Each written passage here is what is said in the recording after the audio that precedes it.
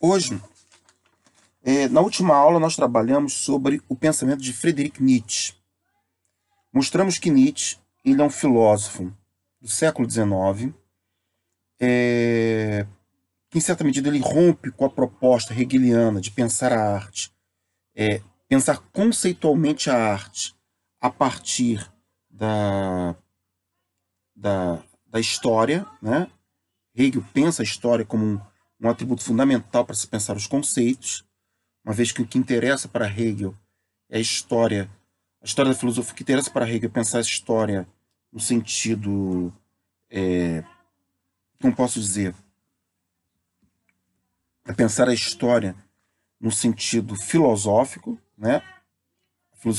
A história da filosofia é parte de uma filosofia da história, e a história é a ciência mais importante porque ela conta a caminhada do espírito humano, isso que importa para Hegel, o Geist, o espírito.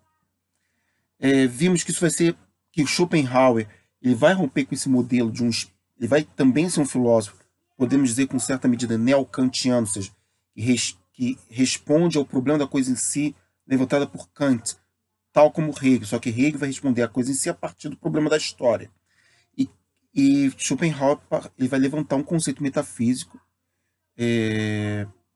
externalista ao mundo que se chama vontade. Foi o seu famoso livro O Mundo como Vontade e Representação. Nietzsche vai ser um discípulo de Schopenhauer, vai contemporizar a questão da vontade uniprimordial, só que ele vai dizer que esse exercício da vontade uniprimordial ela não se dá à maneira como Nietzsche fala. Como Schopenhauer fala, para Nietzsche, a vontade uniprimordial ela se revela através de duas pulsões da natureza. Uma que é o dionisíaco, que segundo Nietzsche é primeira, é primeva, é mais original, é uma pulsão mais originária que o apolíneo. O dionisíaco relacionado a Dionísio, ao deus Dionísio, o apolíneo relacionado ao deus Apolo. O dionisíaco é aquele que é necessário para a criação, para a inventividade, para a imaginação. Portanto, é aquele que é o espelho da própria arte. É o espelho mais forte da arte. É o espectro, melhor dizendo, mais importante da arte. Ele está ligado à instabilidade, ele usa até o termo embriaguez, né, o estado da pessoa bêbada, né, da embriaguez, da perda de controle, da perda da consciência. Diz que esse estado, esse aspecto é um aspecto importante da natureza, ligado à instabilidade, à embriaguez, ao descontrole, à perda do indivíduo, à ausência, à anulação da consciência, né? É uma esfera que está presente desde as religiões mais antigas e ela se faz presente através de duas artes. Onde aparece o dionisíaco? Onde você perde a sua individualidade, onde o que se reflete é a horizontalidade, não mais a verticalidade, a embriaguez, não mais a ebriedade, não mais a sobriedade. Onde é que aparecem duas artes? A música e a dança. Toda que a dança está sempre ligada aos cultos nos momentos de êxtase, em que o indivíduo perde completamente a relação dele com o outro. Ele e o outro se tornam quase que o mesmo. Muito bem. Por outro lado, essa esfera, que eu poderia até chamar de caótica, né? Esse caos, ele precisa ser cósmico, ou seja, ele precisa ser formalizado. Não, ele em si mesmo, ele é caos. Ele se dissipa, ele se anula. É preciso uma estrutura que pegue essa força criativa e dê forma a ela, e dê formalidade, que lhe dê consciência. E segundo Nietzsche, vai aparecer no Apolíneo. O Apolíneo, do deus Apolo, é o deus da medida, do controle, da verticalidade, da ebriedade, da consciência. É o deus mais... dos gregos, é o deus mais comemorado pelos filósofos. Não custa lembrar que Sócrates é um filósofo que vai afirmar o Apolíneo. Vai dizer, eu sou filho de Apolo. Quer dizer, eu estou dizendo com essa frase, não é que ele é filho do deus Apolo. Quer dizer, eu sigo os mandamentos de Apolo, conheça-te a ti mesmo. Em certa medida, a filosofia surge como uma negação da arte. E aí, Nietzsche vai dizer que não apenas a filosofia, mas a ideia de verdade. A verdade nega a arte. E a arte é o que nos salva da verdade. A verdade, portanto, é um discurso fundado prioritariamente numa a verdade, mesmo a verdade no campo da estética, no fundo sempre uma verdade moral. Uma verdade de dizer o que é o certo e o que é errado, o que é o devido e o indevido, né? Moral no sentido de dever, o que é devido e não devido. Muito bem.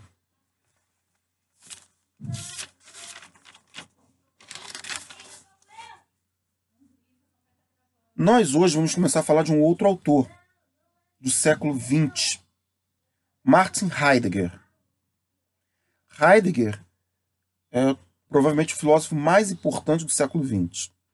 Na minha humilde opinião, os três grandes filósofos do século XX foram, na minha humilde opinião, pode muita gente contestar com todo o dever, com toda razão. É claro que você vai ter autores geniais como Michel Foucault, Félix Guattari, Gilles Deleuze, Michel Serres, tanta gente, Jacques Derrida, mas eu diria que todos esses autores franceses, argelinos, ingleses, norte-americanos, né, eles vão estar ligados a três grandes autores do século XX. Três grandes autores vão nortear o que vai se pensar a partir do século XX. Esses autores são, na minha compreensão de filosofia, na minha visão particular sobre o que é filosofia, sobre a história da filosofia. Para mim, os três grandes autores foram Martin Heidegger,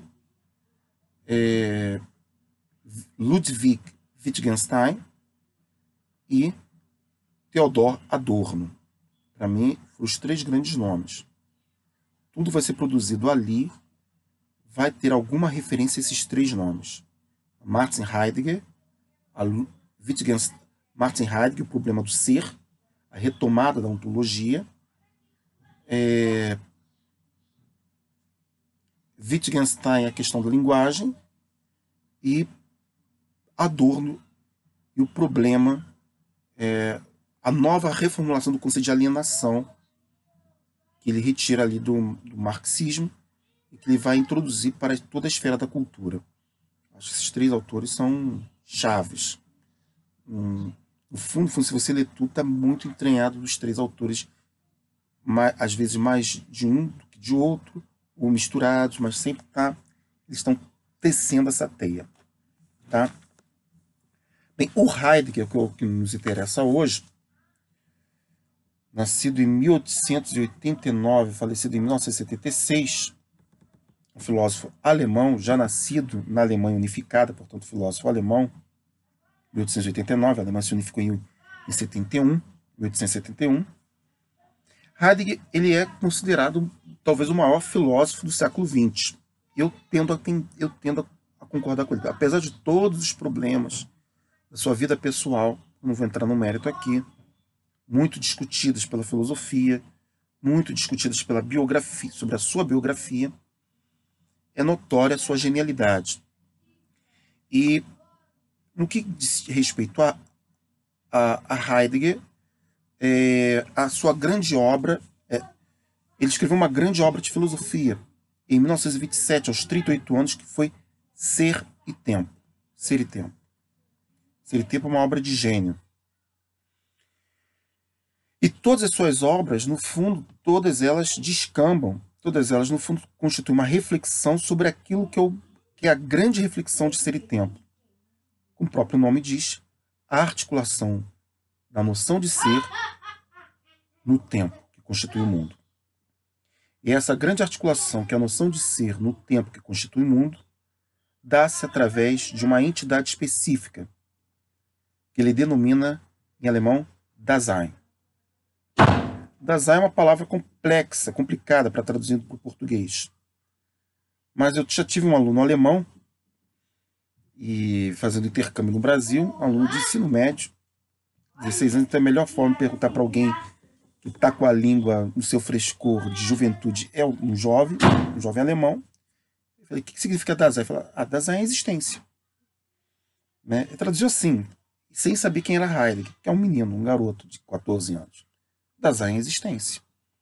Dasein poderia ser traduzido exatamente como isso, existência. Né? Mas não é uma existência qualquer. Para Heidegger, é a existência específica daquilo que nós somos. Ou a gente poderia traduzir numa linguagem mais antropomórfica, antropológica. Dasein diz respeito ao modo de ser do homem. Ao modo de ser do homem.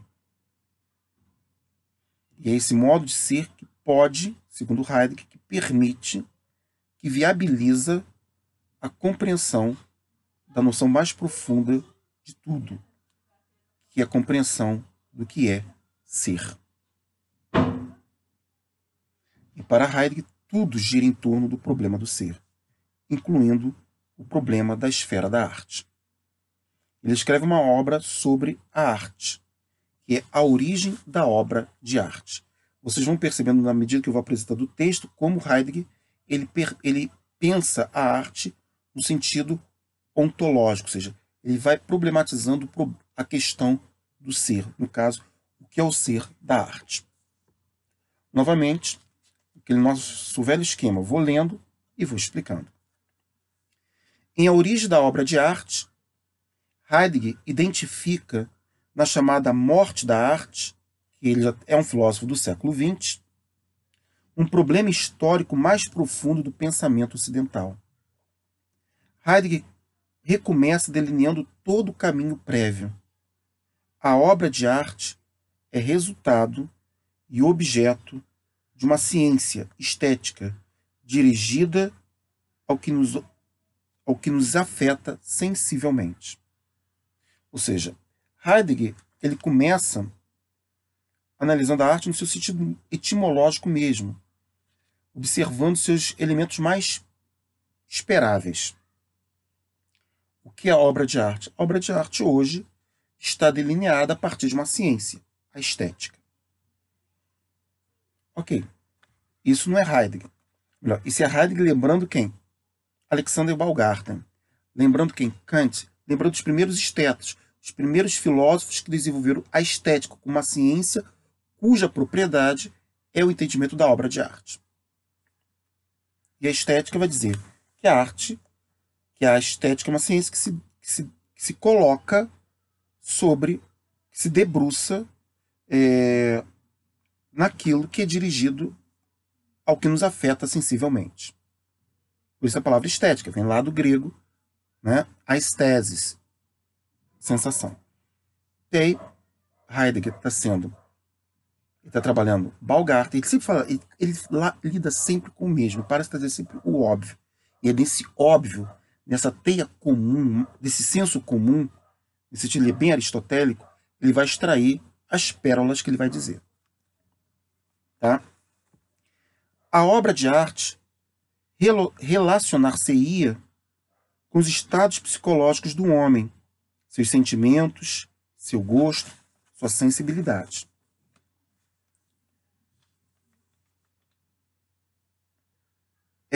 Nesse sentido, distinto de Nietzsche, de Friedrich Nietzsche, que nós estudamos na última aula, que trata a atividade artística em termos quase fisiológicos, Heidegger realinha os conceitos de arte, de beleza e verdade, como indícios da mesma essência, Wesen. E aqui já começa a se diferenciar. Ou seja, Heidegger ele vai dizer, olha, a arte ela lida com aquilo que nos afeta sensivelmente, ok? Ela lida também, como já foi dito, por Nietzsche, porque Nietzsche vai valorizar o que da arte? O artista.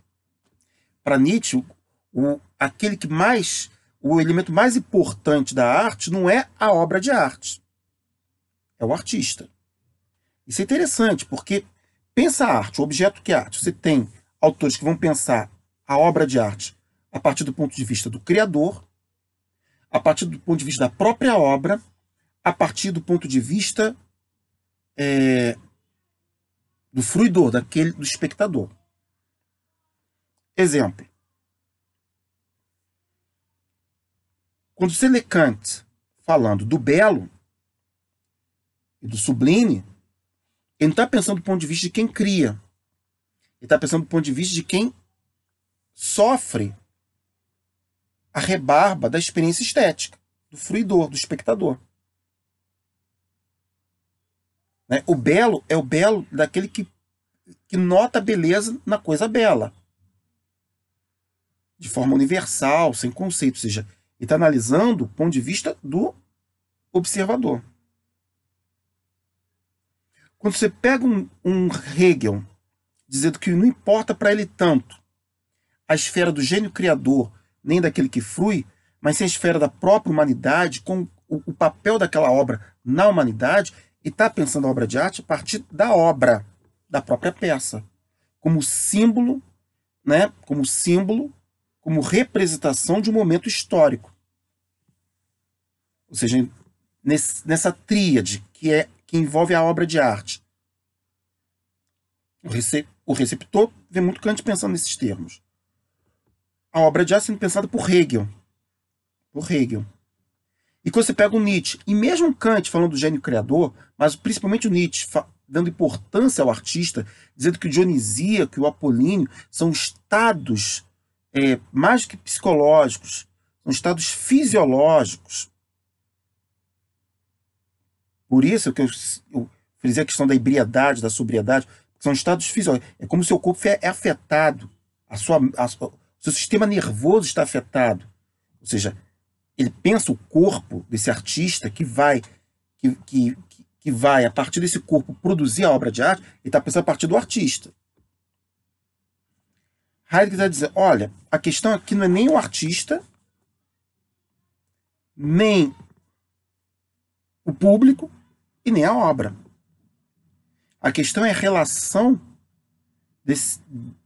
disso que constitui o advento da arte, a experiência artística, na sua relação com a verdade. Ele realinha o conceito, porque a gente lembrou lá que Nietzsche vai dizer, olha, a verdade tem, em certa medida, oposição à arte. Porque a verdade é puramente apolínea. A verdade é correspondencionalista, isso e aquilo. A verdade é científica, filosófica, é apolínea, é seca, é dura. E a arte é fluídica. Heidegger está tirando essa esfera fisiológica para diferenciar esses termos, dizendo, olha, a arte, tal como a beleza e a verdade, estão todas ligadas a uma essência. Heidegger identifica uma relação binária entre a obra e o artista. Portanto, é mister compreender sua essência. No caso, a essência da arte como extrato comum que subsidiaria os dois termos. Se eu tento entender o que é a essência da obra de arte, eu consigo entender esse papel no artista, na obra e naquele que flui.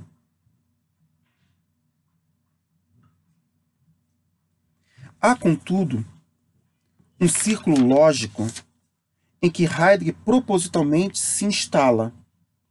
A obra de arte dependeria de um conceito prévio de arte e esta só se revela nas obras. Heidegger, ele logo no início do Ser e Tempo, de 1927, o primeiro grande livro dele, ele já fala que ele sempre escreve dentro de um círculo lógico. O que é um círculo lógico? Uma coisa que depende de um outro conceito e esse conceito depende do conceito que depende dele mesmo. Ou seja, é uma relação binária, sempre. É o problema aqui. Ele sabe que quando eu falo da obra de arte, se eu digo a essência da obra de arte, isso depende de um conceito. Ok. Mas esse conceito prévio só se revela na experiência da arte.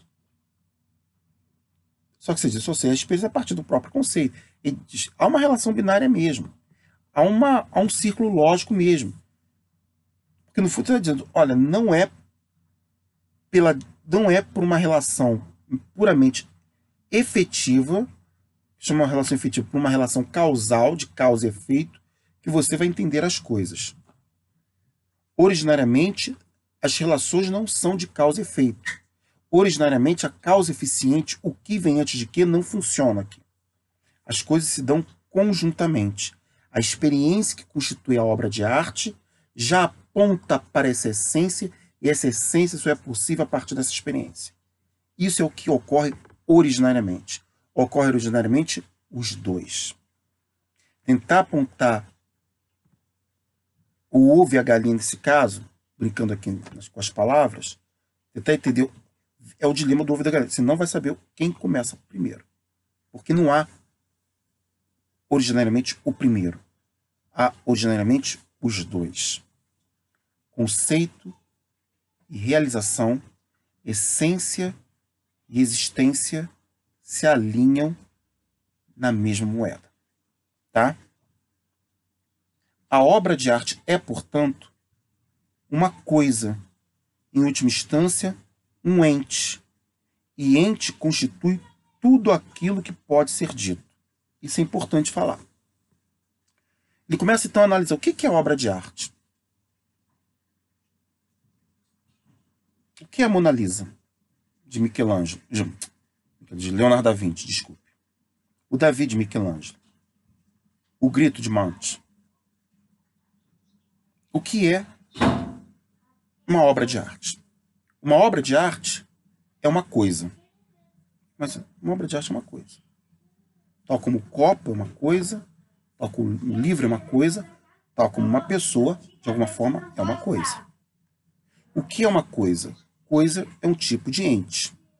Ente é uma palavra importante, Zaentes, é uma palavra importantíssima no linguajar heideggeriano, na filosofia heideggeriana. Ente, ou entidade, é tudo aquilo que existe. A palavra entidade vem de ente, vem de ser, é aquilo que é. Este computador é uma entidade, quer dizer, é um ente, é um ser, é uma coisa que está aqui presente de mim. Eu sou uma entidade, um ente. Entidade é um substantivo simplesmente abstrato da palavra ente. Ente vem de toon em grego, quer dizer, o que é? É um ser. Este livro é um ser. Esse livro é um ser. Né? Essa estatuazinha aqui é um ser. Ser é tudo aquilo que é, que está no mundo. Tá? Aí você vê como a filosofia da arte dele é uma ontologia, é um estudo do ser. Mas no caso específico da arte, quando se trata de uma forma, este é uma unidade que recebe uma pluralidade de impressões. Uma matéria que recebe uma forma.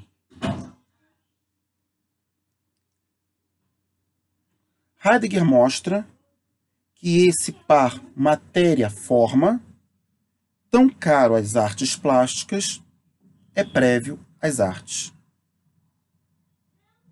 No caso, matéria e forma estão submetidas à função do objeto, ou seja, pela utilidade.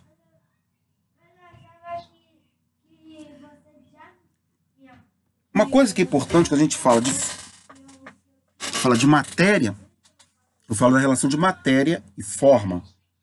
Matéria e forma. Uma coisa que está muito ligada às artes, particularmente às artes plásticas, é a relação de matéria e forma. Uma escultura, ela tem uma forma e uma matéria. Mais que uma escultura, pensa uma estátua, um objeto físico mesmo. Até, a escultura pode ser até ampla. Eu posso até pensar em esculturas sonoras, vamos falar em termos modernos e pós-modernos, né? Posso pensar numa escultura sonora, uma escultura de matéria volátil, uma escultura inodora, uma escultura odora, de cheiros, odorífica. Até isso é possível ser pensado.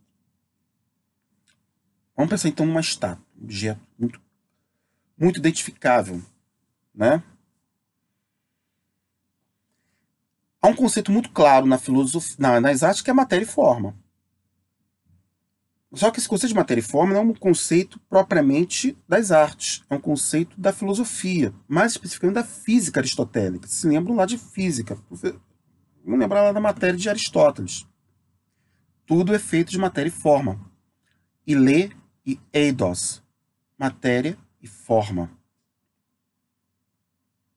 Só que, vai dizer Heidegger, a matéria e a forma ela também está agregada, e isso está lá em Aristóteles, na física de Aristóteles, está agregada à utilidade, à função, que em Aristóteles é chamada de telos, de finalidade.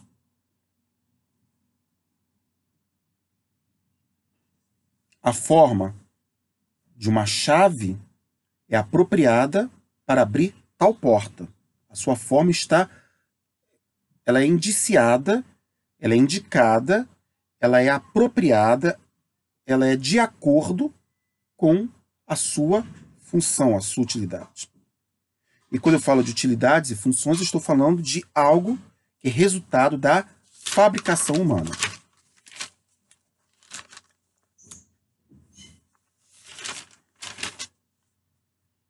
Entendido isto, Heidegger vai dizer, eu percebo então 3 tipos de ente diante dos homens. Quando eu falo disso, eu falo, o homem é um ente específico, Dasein, é um ente que coloca em questão seu próprio ser. Mas quando eu observo as coisas, Heidegger diz, eu posso traduzi-las em 3 gêneros de coisas.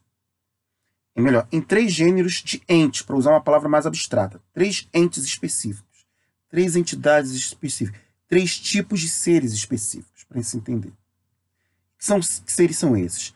A coisa nua, em alemão, Ding, a ferramenta, Zeug, e a obra, Werk. Ele vai dizer, eu observo ontologicamente 3 coisas. A coisa, Ding, a ferramenta, Zeug, e a obra, Werk, em alemão. Coisa, ferramenta e obra. O que é uma coisa? E tem um texto chamado O que é uma coisa? A coisa é aquilo que é tido em si mesmo. Ontologicamente falando, ou seja, no que diz respeito à essência de seu ser, uma coisa é aquilo que é tratada em si mesmo. A pedra é uma coisa. Ferramenta não é uma coisa. Ontologicamente falando, ferramenta não é uma coisa. Por quê? Porque a ferramenta existe em vista das ações humanas.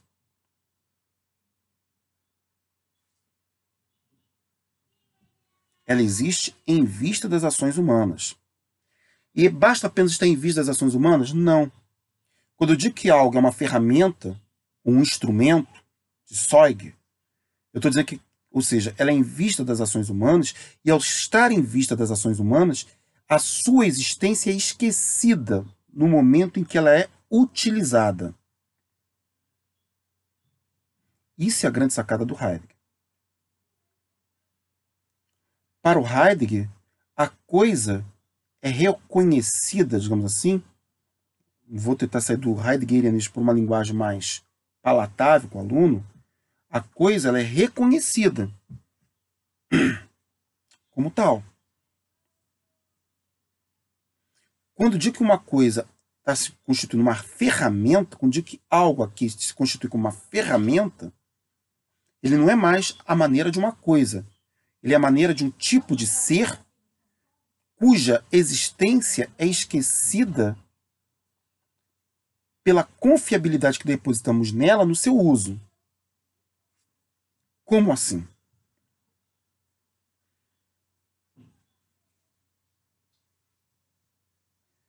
Uma situação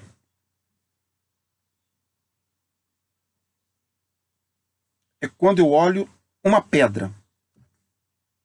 Quando eu olho uma pedra e reconheço uma pedra, digo, eis diante de mim uma pedra. Isto é uma coisa, porque eu estou tomando-a nela mesma, enquanto pedra. Um objeto pode ser, inclusive, visto como uma coisa. Se eu olho esse copo e digo,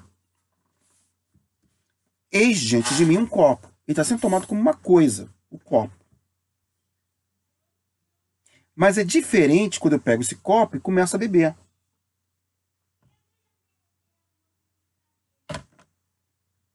Quando eu começo a beber a água que está no copo, eu esqueço da existência do copo, eu confio.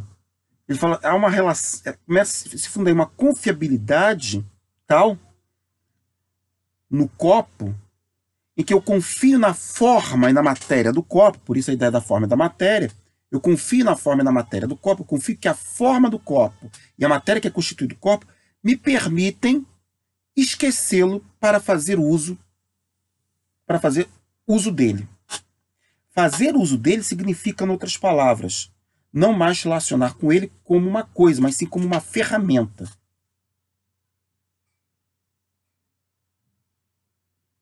O que Heidegger está dizendo é, intuitivamente, quando eu começo a beber a água de um copo, eu não penso nele como um copo. Eu penso, eu mais que penso, eu manipulo, eu não penso sobre o copo. Eu o manipulo a serviço do ato de beber. Essa é a diferença. Eu o manipulo a serviço do ato de beber. Sem pensar que ele seja um copo.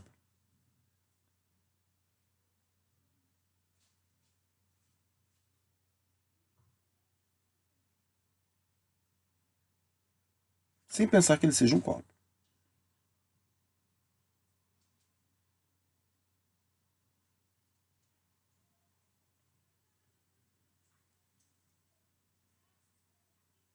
Teve uma cena há muitos anos de um professor, uma discussão, isso eu assisti na faculdade, aquelas discussões maravilhosas, tal, que a gente fica empolgadíssimo vendo dos catedráticos discutindo. Tem uma cena que foi interessante, que tinha um filósofo analítico, um professor da filosofia analítica, negando a ideia da intuição, do conceito de instrumentalidade que Heidegger fala, dizendo que é coisa diferente de ferramenta. E aí tinha um professor analítico dizendo, olha, isso não existe, isso não é assim que funciona e tal.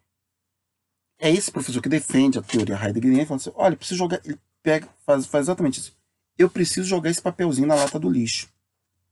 Preciso jogar num lixo. Preciso jogar fora, preciso de um lixo para jogar fora. Aí o professor pega um copinho de plástico desse e fala, joga aqui. Joga. Ele fala, joga aqui, joga. O cara joga. E fica rindo para a cara dele. Ele diz, não, isso não funciona como... Isso não é demonstração, é demonstração. Ou seja, quando ele pega o copo e entrega para o cara jogar o lixo, nesse momento ele não tratou o copo como copo. Ele tratou o copo como lata de lixo. Ou seja, o copo ali não é a coisa copo. O copo ali é uma ferramenta a serviço de tal função. E a forma dele, a matéria dele, precisa estar condizente àquela função. Porque, no fundo, é isso. Eu preciso jogar um lixo. E o que faz o outro professor, sendo ludibriado, né, como uma espécie de demonstração ali casuística. Ele correu atrás de um objeto cuja matéria e cuja forma estivessem condizentes, estivessem adequadas a tal serviço. Ele não olhou o copo como copo, ele olhou o copo como lata de lixo. Melhor, ele pegou, ele o manipulou não como copo, ele o manipulou a serviço de receptáculo de lixo, para lixo. Tá? A ferramenta, Heidegger demonstra, desde seu tempo, 1927, está fundada na confiabilidade e esquecimento em vista de sua função. Eu esqueço a sua natureza enquanto coisa a estar a serviço da sua função. Então, coisa é uma coisa. Coisa é uma coisa, né? Coisa significa algo. Ferramenta significa outra coisa. Outro algo. né? São noções diferentes. Um objeto pode ser tomado como coisa, vai dizer Heidegger, um objeto pode ser tomado como ferramenta. Como coisa é quando ele é tido em si mesmo, e ferramenta é quando ele é tido em função de algo. Em função.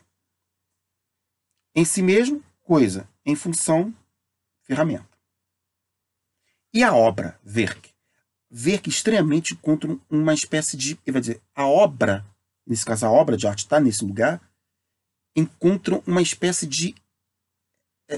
aparece uma espécie de encontro, de junção. Por quê? Porque a obra assemelha-se à coisa nua, em virtude de sua independência e de sua indiferença a finalidades humanas. A obra de arte não está, ela não é ferramenta, ela não está a serviço de nada. Por isso que todo artista diz que é uma pergunta falsa perguntar sobre a função da arte. A arte não está a serviço de nada.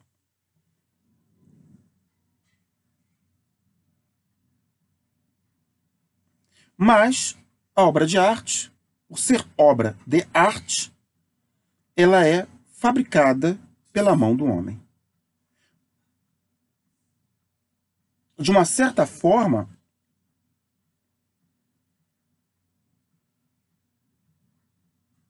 a obra de arte nos revela a ferramenta enquanto coisa. Mas por ser obra de arte, ars, ela, tal como a ferramenta, é fabricada pelo homem. A obra de arte não é obra da natureza. Então ela é fabricada pelo homem. Mas, ao mesmo tempo que ela é fabricada pelo homem, ela se mostra como coisa. Ou melhor, ela revela a coisa que está na ferramenta. E que, cotidianamente, não percebemos.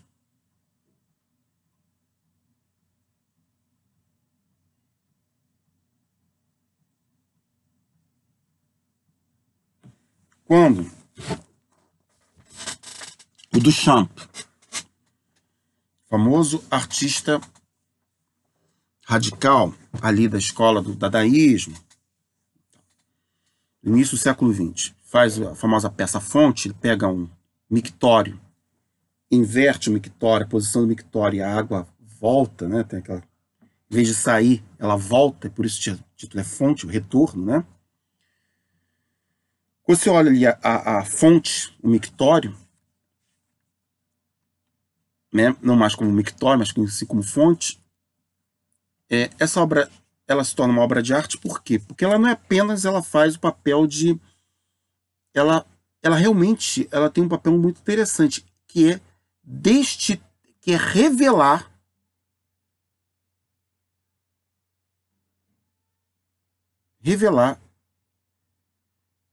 a coisa que está na ferramenta.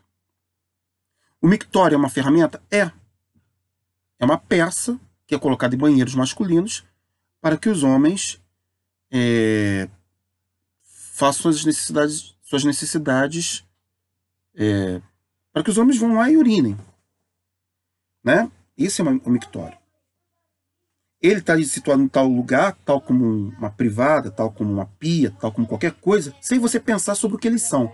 Você simplesmente os manipula, é como diz o Heidegger, como instrumento, tal como um mictório, tal como um lápis, tal como uma caneta, tal como um livro.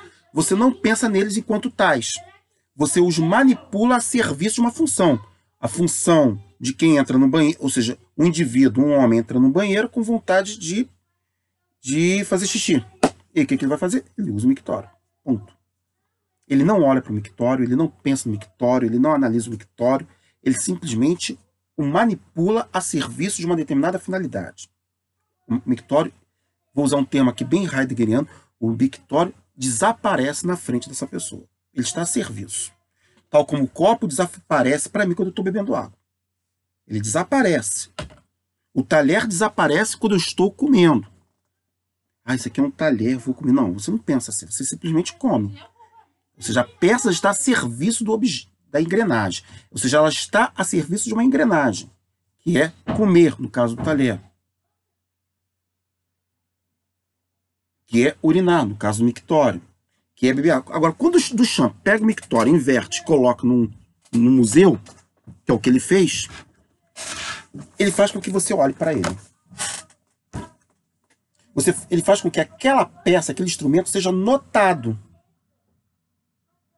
E é isso que o Heidegger está dizendo. Olha, a obra de arte ela faz uma coisa diferente. Ela é um objeto de fabricação humana, tal como os instrumentos, tal como os mictórios, os copos, os computadores, os livros, os sofás, as televisões e tudo que nós produzimos no mundo industrial.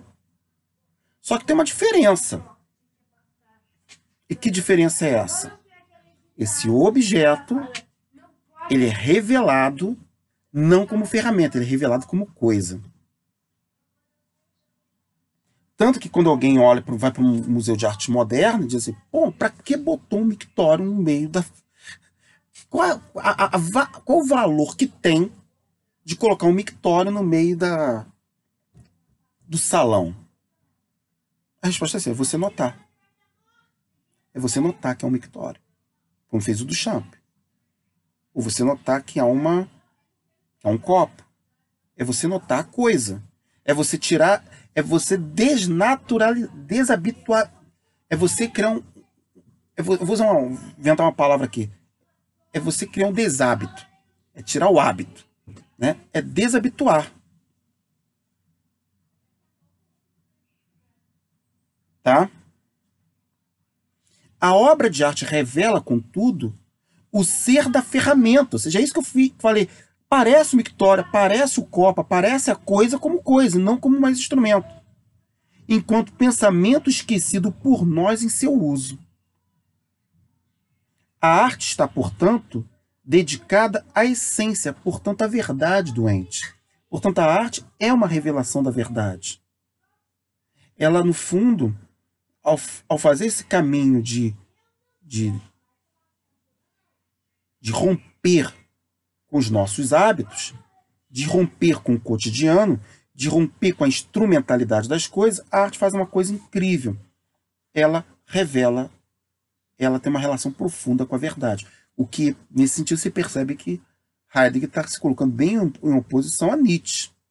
Nietzsche está colocando arte e verdade como coisas opostas. Heidegger está dizendo, não, a arte revela, a arte tem uma função de verdade.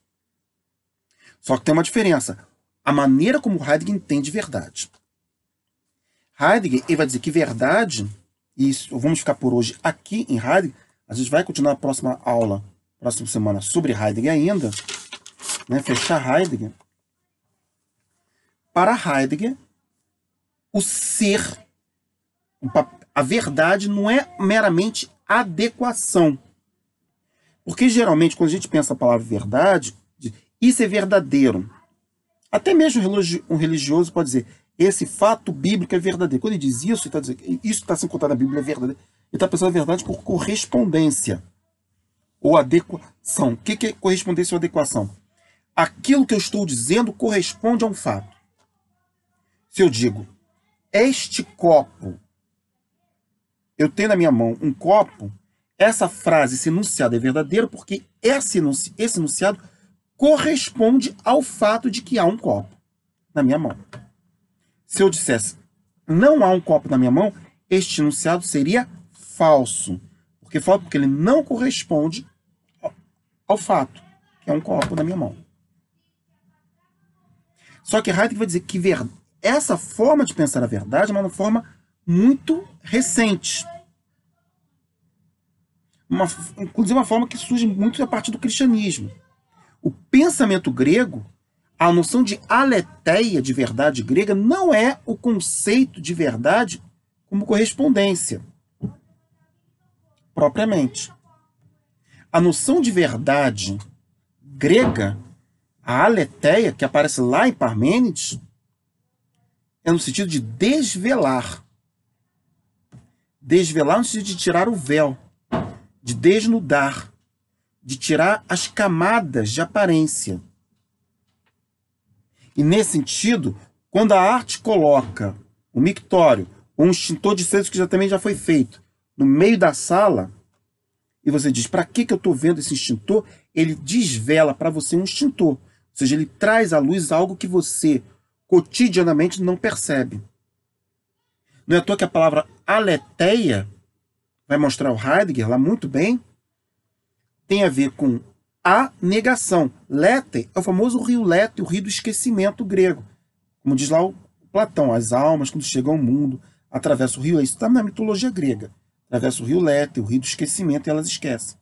Então, quando eu pego o extintor e o mictório te mostro que é um mictório, você nota o mictório pela primeira vez, nota o extintor pela primeira vez, ou nota um copo pela primeira vez, no fundo, eu estou desvelando. Eu estou te tirando do esquecimento que constitui a instrumentalidade. A instrumentalidade nos faz esquecer das coisas. O Heidegger demonstra isso pela primeira vez quando fala do carro. Quando eu estou usando um carro, estou dirigindo, eu não fico notando as coisas que fazem parte de um carro. Eu não noto para o acelerador, eu não noto para o volante, eu não noto para acelerador, para o freio, por exemplo. Eu não noto. Eu os manipulo em tal medida. Eu os manipulo a serviço da direção. Mas o que faz a arte? A arte, Werk, a obra, parece ter esse papel diferenciado. Ela quer fazer com que você note. Que você perceba. E nesse sentido é estética. Porque é uma outra forma de fazer perceber. É uma outra forma de se afetar. É uma outra forma, portanto, de aesthesis, de sensação. A pergunta que se coloca, então, é o quanto nós somos anestesiados na nossa vida cotidiana. A palavra anestesia é falta de sensação. O quanto, na medida que manipulamos tudo, inclusive outros seres humanos, estamos, no fundo, nos anestesiando daquilo que constituem as coisas. Na medida que elas deixam de ser coisas e se tornam ferramentas, como vai relembrar o Heidegger. Tá? Na próxima aula eu vou dar prosseguimento ao Heidegger, vou fechar o Heidegger e a gente vai começar a falar um pouquinho de ética, moral e política. Tudo bem? É isso. Grande abraço.